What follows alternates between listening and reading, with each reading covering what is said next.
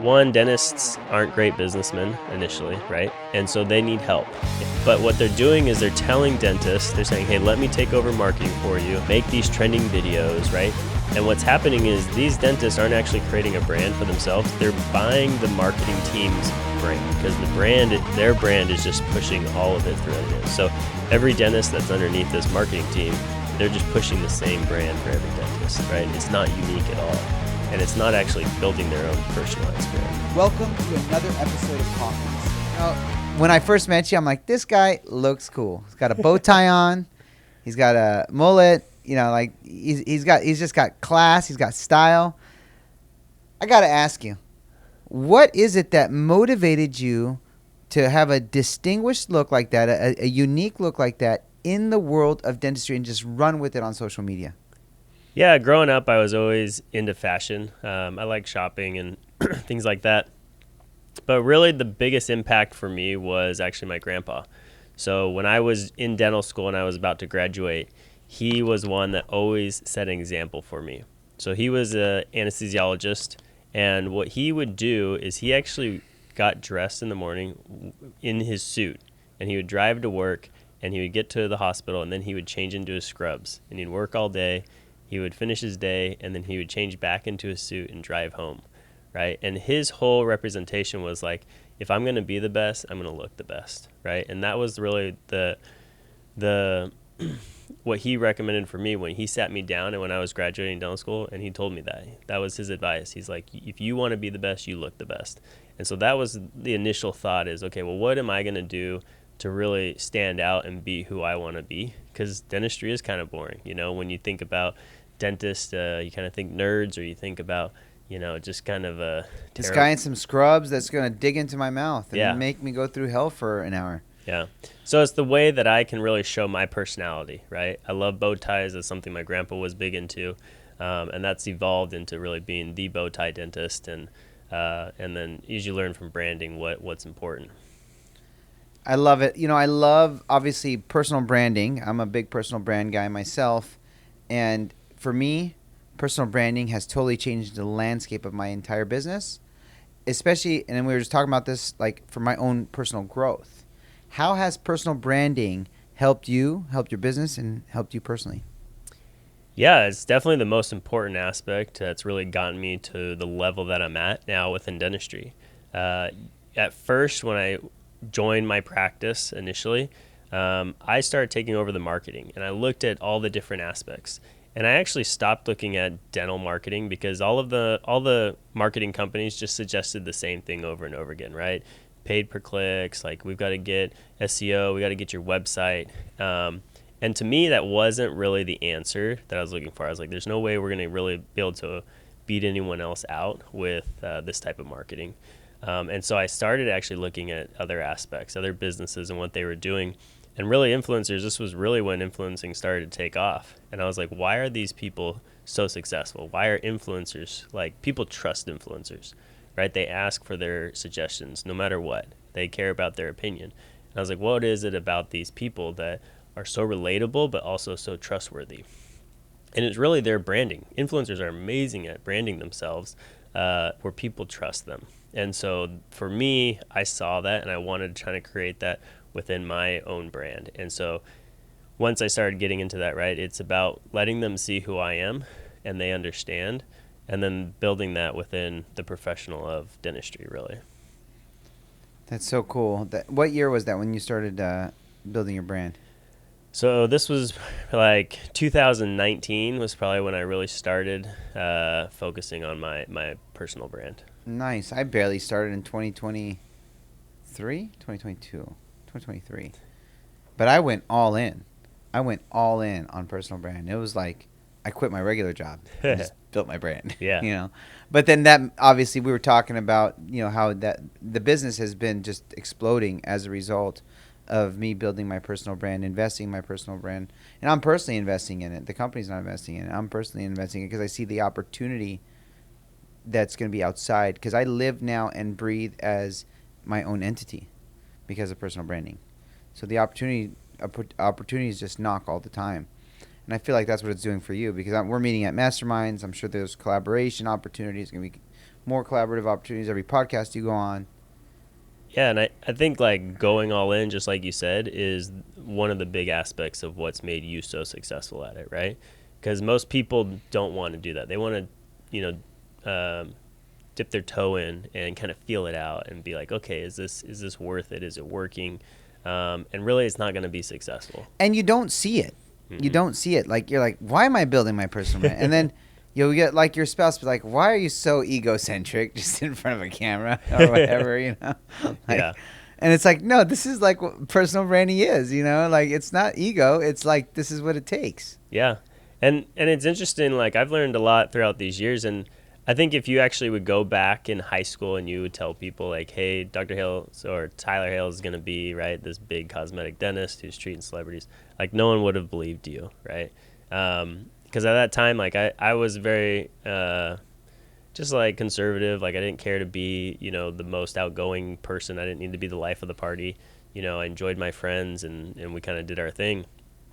And as we kind of grew this brand, right, it's changed, definitely changes on who you need to be. And being this type of dentist, like I love it. I love what I do. I love showcasing that. I love being, you know, in front of the camera more now than ever before, because it is your brand and you're excited about that. And you do have to go all in. It's risky. But when you do it, it's passionate, and everything you do is driven towards that. Now, we talked about this, and you're launching a course, and you're like, well, my course is not going to be a traditional dentistry course. My course is going to be how to teach dentists how to brand themselves, which is a course that's never been done. And a lot of people, if you talk to a dentist 5 years ago, they'd be like, that's the most useless course ever. Now you tell dentists I'm launching this course, they're going to be like, I'm buying that course because they need that course. Yeah. Or else they're going to be extinct. This course needs to happen for dentistry, right? What we're seeing trending within dentistry is all the marketing people. Honestly, there's a ton of money in dentistry. Like if you actually look at a lot of marketers, salespeople, like they're all trending towards dentistry and getting involved because, one, dentists aren't great businessmen initially, right? And so they need help. But what they're doing is they're telling dentists, they're saying, hey, let me take over marketing for you. Make these trending videos, right? And what's happening is these dentists aren't actually creating a brand for themselves. They're buying the marketing team's brand, okay? Because their brand is just pushing all of it through other dentists. So every dentist that's underneath this marketing team, they're just pushing the same brand for every dentist, right? It's not unique at all. And it's not actually building their own personalized brand. So what my idea in this course that I'm going to create is how to take it individual and change the mindset around dentistry and create the brand for themselves. I love that. Now, before the cameras, before all the clients, what is it that drew you to dentistry? Why didn't you do anesthesiology? Why didn't you do, you know, some other medicine? Yeah. So I actually wanted to do anesthesia all growing up. My dad was an anesthesiologist. My grandpa was an anesthesiologist. So I was going to follow in their footsteps. I loved the idea behind just the medicine and being able to help people. And when I was in college, I finally actually started to think for myself and be like, you know, what am I actually passionate about? And it wasn't that my dad or my grandpa pushed me to do this. I love the idea of like kind of being a legend and like following in the footsteps of my family. But when I thought about it, it was like, that wasn't interesting to me. I was only doing it because of that idea. And so when I went and researched all the different professions within like medicine, which I enjoyed medicine, I knew that's something I wanted to be in. Dentistry was something where you're working with your hands, you're working with individuals, you're creating relationships, and that was really important to me. I love to learn by doing things. I love working with my hands. And so this profession really just kind of fell into my lap when I figured out this is exactly what I want to do. You know, it's of all of all the medicines, I feel like, you know, but you specifically went into cosmetic, which is, I don't know, is that an extra 2 years?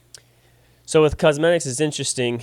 There's not really a specialty within cosmetics. So technically, every dentist can say they're a cosmetic dentist. They don't need additional training to do that, right?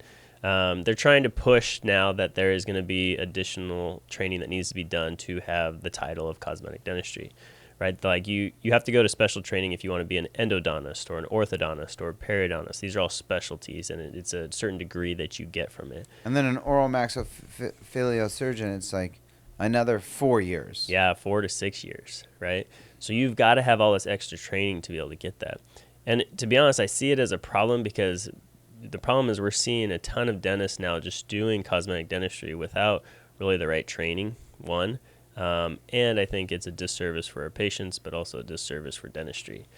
There's a ton. Because there's a variance in veneers now. You see somebody like, oh, he went to a cheap doctor. Yeah. And unfortunately, I see it, right? Like, I've become known to, like, be the fixer, right? I have to go and fix all those problems from what other dentists are doing.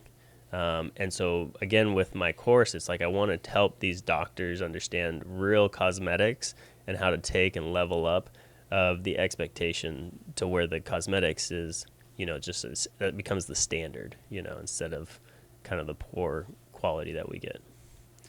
Now, I want to talk about a topic that's near on my heart, near on your heart, and that's insurance. A lot of people aren't happy with insurance. You said something about insurance earlier today, and let's just dive into insurance. What are your thoughts on insurance? Is it helping the American consumer, the general Americans out there who have dental insurance? Is it worth getting? And, can you use it on veneers? Yeah. So that is one of the questions I get asked the most is, can you use my insurance towards the veneers, right, or cosmetics? And the answer is no. No. Like, there's no way any dental insurance regardless of will what ever cover insurance you get. Regardless level. of what insurance you have. I've yet to see an insurance company that does have money towards cosmetics.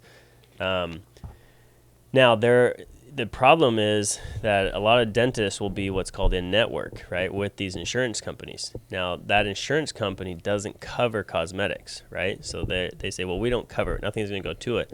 But what they're doing is they're saying, but as a dentist, you can't charge whatever you want. You have to charge what our fee is. So some dentists, right, are stuck charging $500, $600 for a veneer, right, when the lab costs to get really high-end cosmetics is anywhere between like $500 to $1,000 to maybe $1,500 just for the lab costs, right? So that means that dentists are having to go to China and get some cheap veneers just to be able to cover that cost, right? So insurance, honestly, I think is a huge disservice to... And that's a one-off veneer if they broke a tooth. That's one-off, right? That's not... And at the end of the day, insurance, if you buy insurance, dental insurance, right, you put all this money towards it, they're only going to maximize usually about $1,000 towards your treatment. So let's say you need a crown at the end of the day this year. You pay dental insurance every month, right? Well, that crown is worth... It costs $1,800, to get it done. But insurance is only going to cover $1,000. So their coverage doesn't even always include what an entire amount of treatment plan would be. And that insurance companies, they haven't increased that amount. It's been $1,000 for like 50 years, right? So inflation, right? Everything's going up. But dental insurance is refusing to actually put any more towards what your coverage would be. But they're charging you more each year to cover their... So we feel inflation with our insurance costs, but they don't adjust for inflation to their providers. Yeah. So, and you're seeing more and more dentists where they're going what's called out of network, right? Where they're stopped going in network. The problem is dentists that are in network, they're getting the fee that insurance company is demanding for services. So general dentistry, like a filling or a crown, is so low that dentists are having to overpack their schedule just to kind of get by. You know what I mean?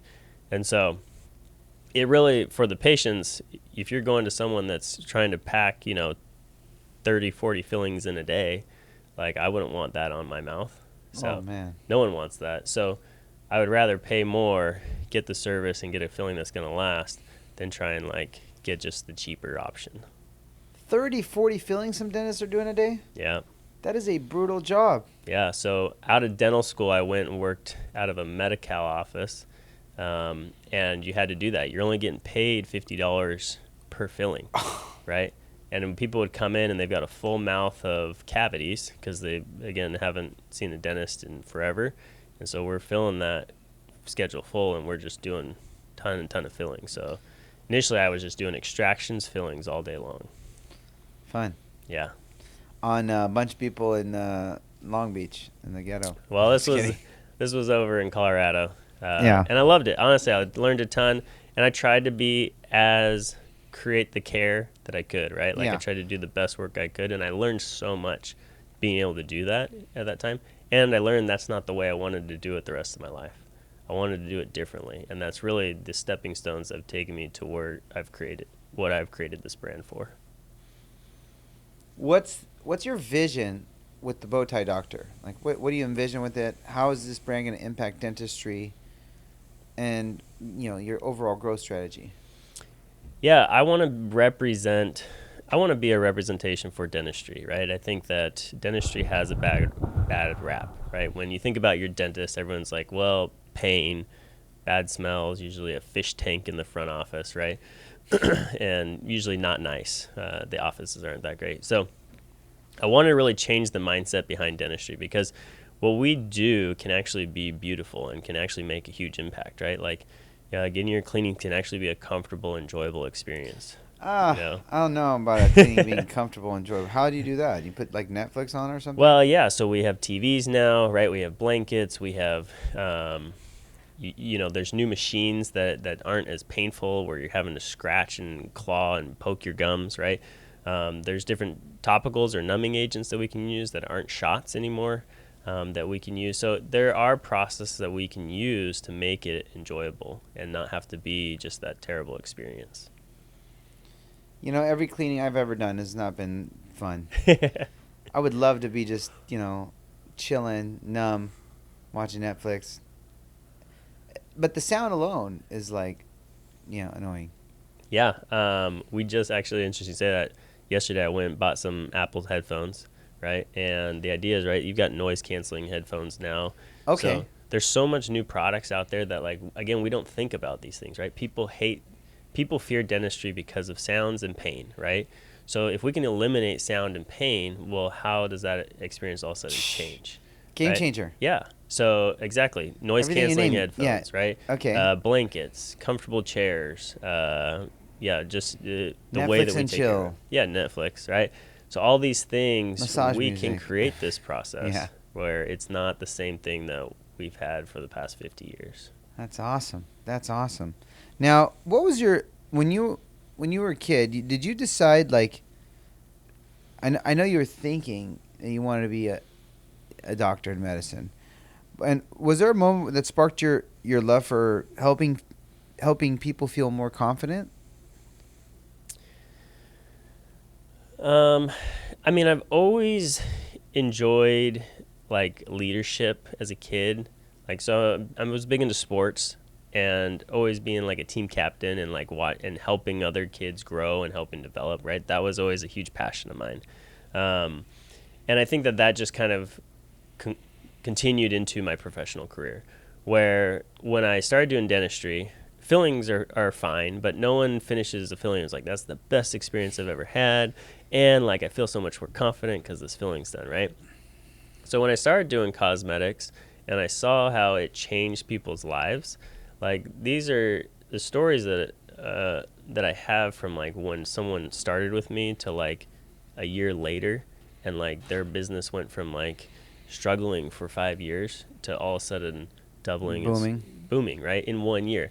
And not saying it was all due to the fact of the smile transformation, but they come back and they go, my confidence and the ability to go speak to people in sales, like, is life changing. And that was one of the factors that just completely changed it, right?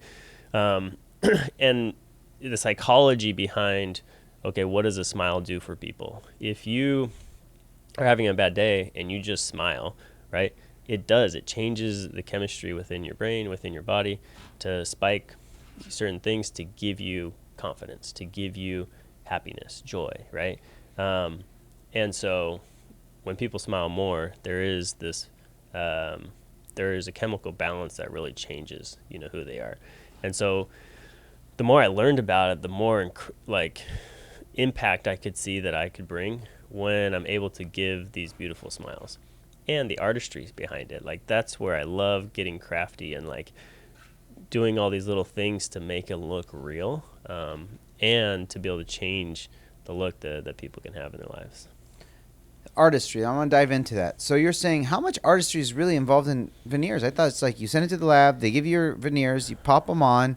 Like, do you got to be an artist to do that? Like, are your veneers better than the next guy's? Like, how do they differ? Yeah.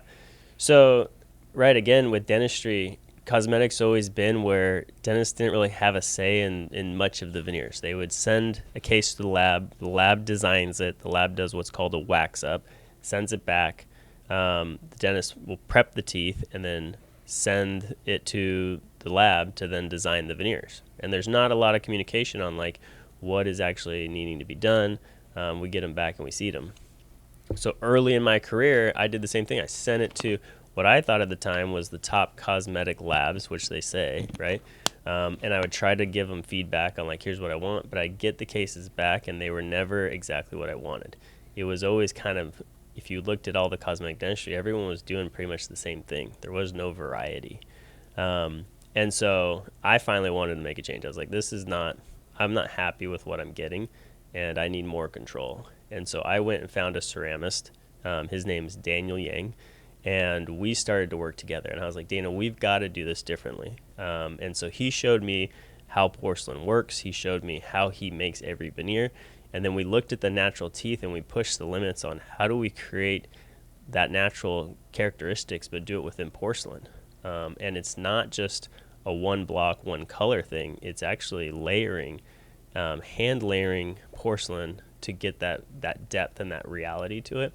But it comes with a knowledge between a dentist and a ceramist. And so for us, that's really what makes me different than everyone else and why we've been able to grow so quickly is like the attention to detail, but also the effort that we put into making our veneers better each and every time. So now Daniel, his lab is actually next door to my office.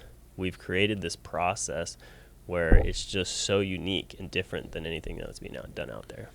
That's so cool. So then your veneers are better than the next guy. I mean, that's the goal. Like I strive to be the best cosmetic dentist in the world, and my veneers need to represent that. And you're the coolest personal brand in cosmetic dentistry in the world, so you got to match up to that. Of course, it's all got to match. Now, can you walk us through the biggest turning point that led you to building your own personal brand? Biggest turning point. And hopefully the audience doesn't need a big turning point. Like maybe this episode is enough. Yeah. I mean, I think it came down to a mindset, to be honest.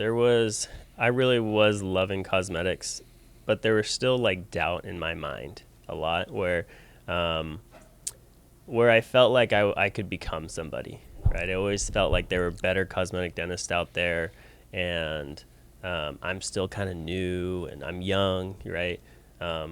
And I finally realized just switch that, right? Take away the words of oh, I'm anxious, I'm young, I'm inexperienced, and realize that I'm as good as I want to be, and as long as I believe that, right?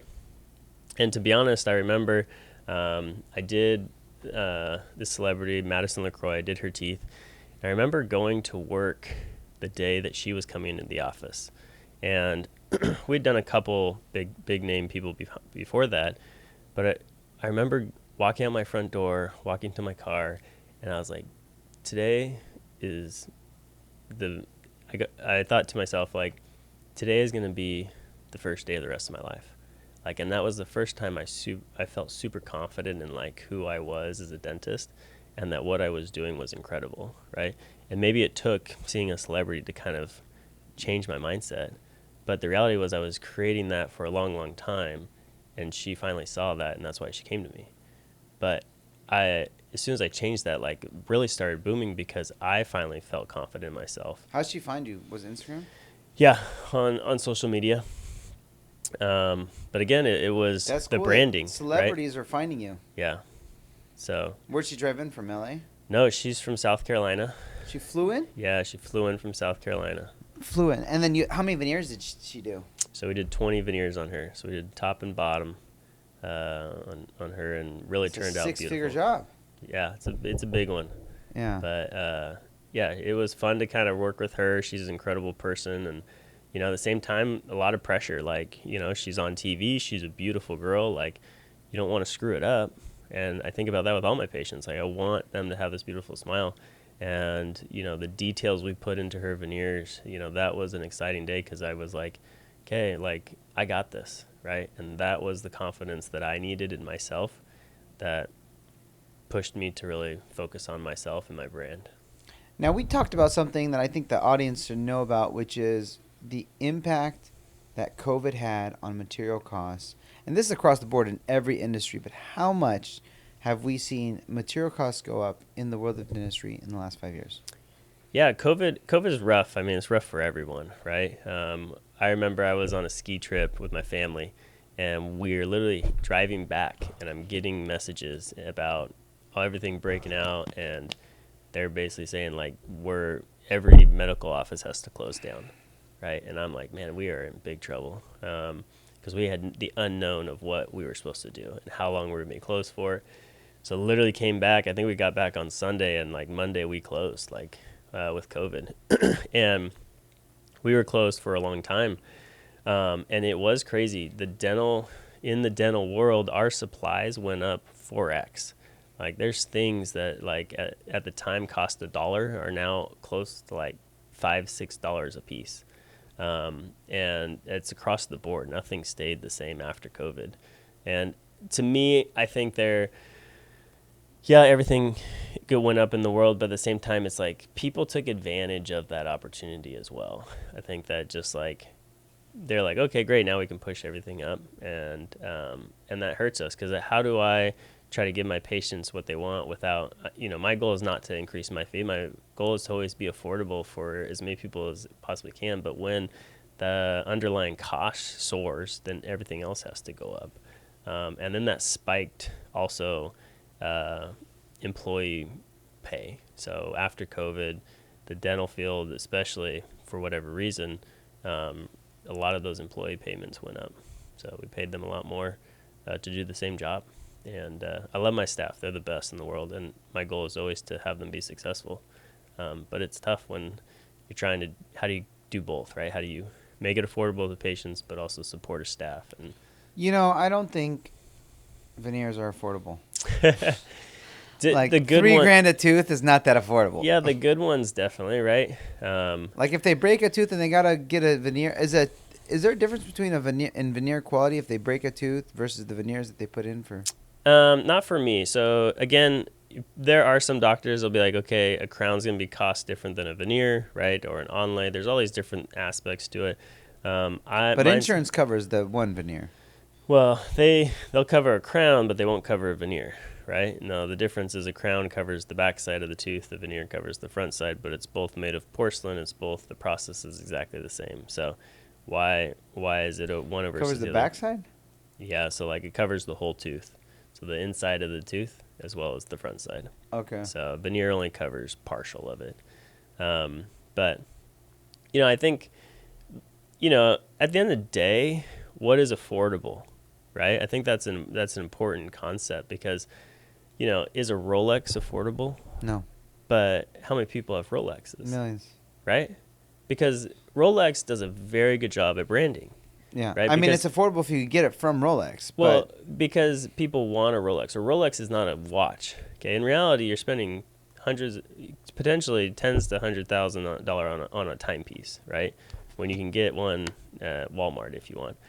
But why do people want Rolex and why do people spend the money to buy a Rolex? It's because what Rolex has branded themselves is it's like this accomplishment, right? So like, and I felt this when I opened my office. I was like, okay, I feel like I need to go get a Rolex because we worked so hard for this. Like, that's my goal, right?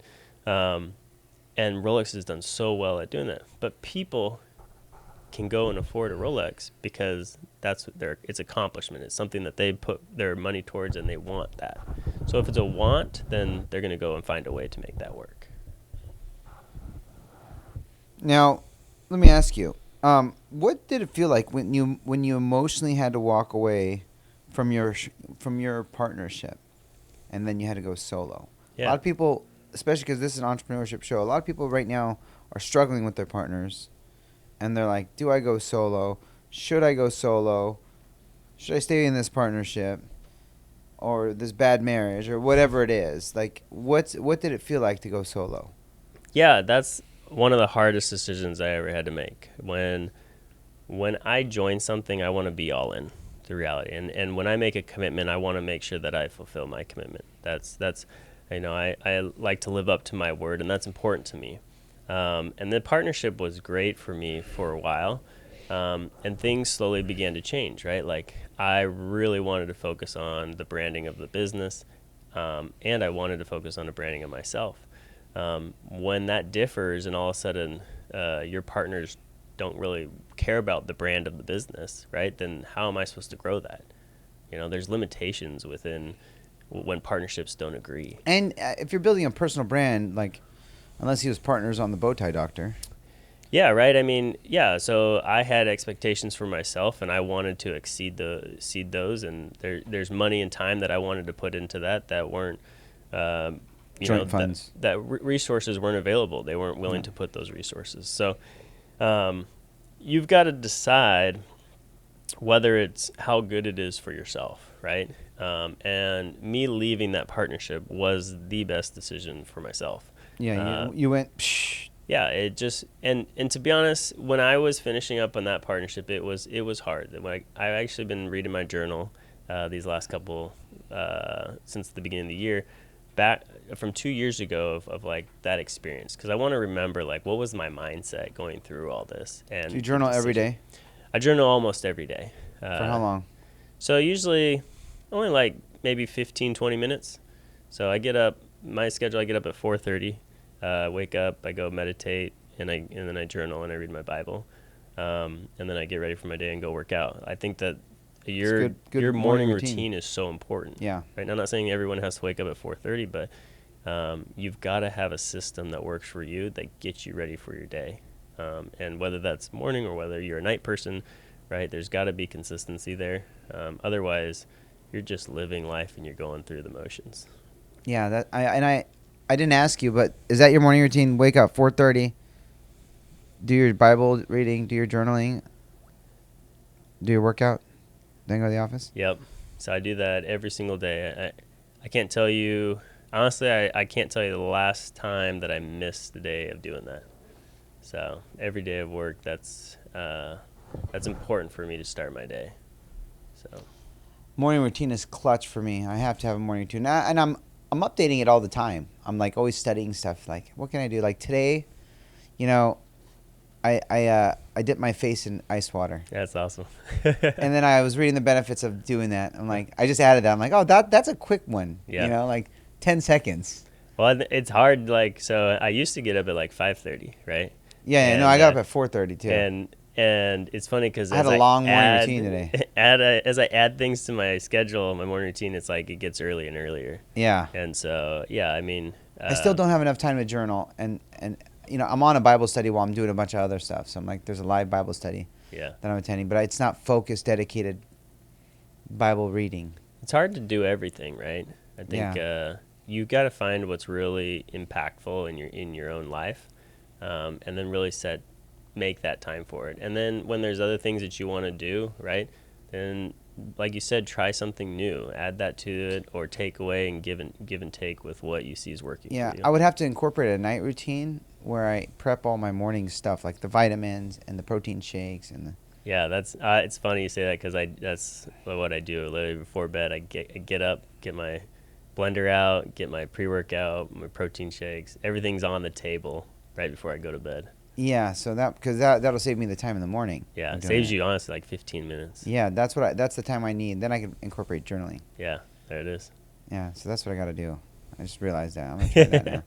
Now my morning routine will go faster. Yeah, no, it's true. It's the morning. You can't waste time. It's not worth it. And I'm literally like, there's my gratitude journal. Just I didn't have enough time.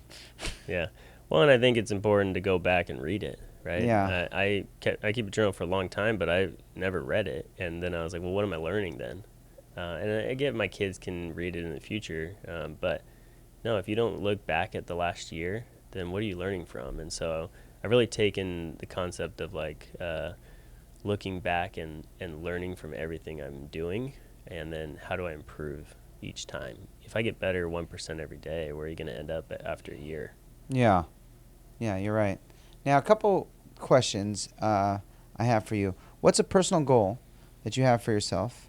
A family goal you have for your family. You got 4 kids, and a business goal you have. Yeah, that's a good thought. Family goal. Um, my goal for my family is actually I really want to travel with my kids. I really want them to see the world, and so my goal is to do, take them out of the country at least once a year.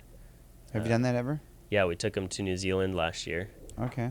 We lived in a van for 2 weeks, and it was the best trip I've ever taken. Like, best experience. And everyone always says, you took 4 kids in a van in New Zealand for 2 weeks, and like honestly, I love spending time with my kids. Like it's my life, right? That's Yeah. what I work for. That's what I do. And like to give them that opportunity, like we had no one watching TV, no shows, and they never once asked for it, right? And it was taking us out of this Orange County bubble and putting us in this environment where we spent time together, but they were so involved in like all the little things that we were doing, and it was so intentional, and it was amazing. And like the time we were able to spend in that 2 weeks was just incredible, and I felt like so impactful for them. And we worked on things. We worked on every day. We talked about our Hales values, right? So what does it mean to be a Hales, and what kind of person do we want to be when we show up? And these aren't conversations that we get to have every day when school and sports are going on. And so now we refer back to that of like, hey, are these decisions you're making, are they Hales values? And so it's taking the time to get away to be able to like really prep for the whole year and what you want them to be. That's beautifully said. And how often do we talk to our kids about their values and like what's it mean to be, your legacy name? And that's like, that dawned on me, like I need to do that more. Like I always say this, and I told this to you earlier in the, like if anyone's benefiting from this podcasting, it's me. Like I'm receiving mentorship. I'm receiving, wisdom from another father. And parenting's hard in Orange County. We're in a bubble. And our kids are growing up, affluent. You grew up anesthesiologist, so both parents, you come from a lineage of anesthesiology. So basically, you grew up in abundance. Yeah. But you turned out great. How did your family keep you so grounded? And how are you keeping your kids so grounded? Yeah, my parents did an amazing job. I mean, parenting is hard, right? Yeah. And I think all of us parents think we're doing a terrible job for the most part, right? I think we're always like, oh, we're screwing up our kids. And what I realize is like all parents are just doing their best. And I really did look up to my parents. They did a phenomenal job of just loving me and like supporting me all growing up. And like, putting pressure on me to like succeed and to work hard. And they made opportunities where I could play sports, and I learned teamwork, I learned leadership. And my dad, I remember a lot of times, at least once a year, not a ton, right? But he would sit me down in his office, like, hey, let's talk, let's have a chat, right? And he just really would talk about life and like what's important. And I just love those meaningful talks. Like it's just the time he spent really kind of helped me evolve and grow up with the idea of like having the idea of legend, right? Becoming a legend, and making sure there's a legacy behind Hales or our family, and respecting, my elders and my grandparents, and like seeing how hard they worked to provide this life. Like I saw the hard work that they put into giving me abundance, right? And I wanted to give back. I wanted to create that for my kids. And so just their example has allowed me to become hopefully an example for my kids that hopefully they turn out well. Yeah. I mean, I'll tell you, they definitely see me working. They see that happening. And but they see, because I get to work remote, and I as a CEO, I'm on the go. So I'm one of those parents that's hyper involved in all their sports and activities, and in between, recruiting calls or business development deals, I'm just involved in every single sport they're in. I like to be like involved. Like they're in basketball, I'm playing. They're in a basketball league, I'm in a basketball league. They're in jiu-jitsu, I'm in jiu-jitsu. Yeah. Your hobbies are their hobbies, Yeah. right? Like every single hobby they got, I got. Yeah. They collect sports cards, I collect sports cards. We go to basketball games together. So I'm in the weeds with them, just like I am in my business. Yeah. Last question for you. When you're in front of the pearly gates, what do you think God's going to tell you?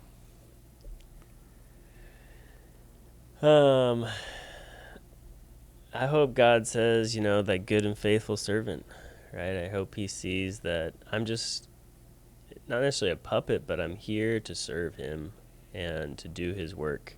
I always, and I try to always think, what does God want me to do, and how can I impact his children here on this earth? I think I strive to think about, Jesus Christ and his life, and like he served so many people and was hated for it, and all he did was just show love and kindness and charity. And so it's easy to get into the mindset of comparison and anger or these things that put people down, Yeah. right? But when we realize, that we can, if we're just let God take the reins and control our lives, we will always end up better than we could have ever imagined. And so I just hope at the end of the day he says to that good and faithful servant, and Well done. I love you. Hey, Tyler, you've been an absolute blessing to have on the show. I hope that you hit every single one of your goals. I hope God continues to bless you abundantly beyond measure. You're an inspiration to many. If people want to connect with you, how do they find you? Yeah, so Instagram is, I love Instagram. I'm always on there. So you can DM me. It's Dr. Tyler Hales, just at DrTylerHales. And you can also look at my website, so halesaesthetic.com. That's my business, my dental business. Come and see the smiles that we give there. And but at the same time, I love chatting on Instagram and communicating and creating friends. Love it. Guys, especially if you're in the medical field, make sure you check out Dr. Tyler Hales. This guy is crushing social media as a doctor. Some of the most boring work on the planet, but the most needed work on the planet. God bless you. Thanks for tuning in, guys. Thank you.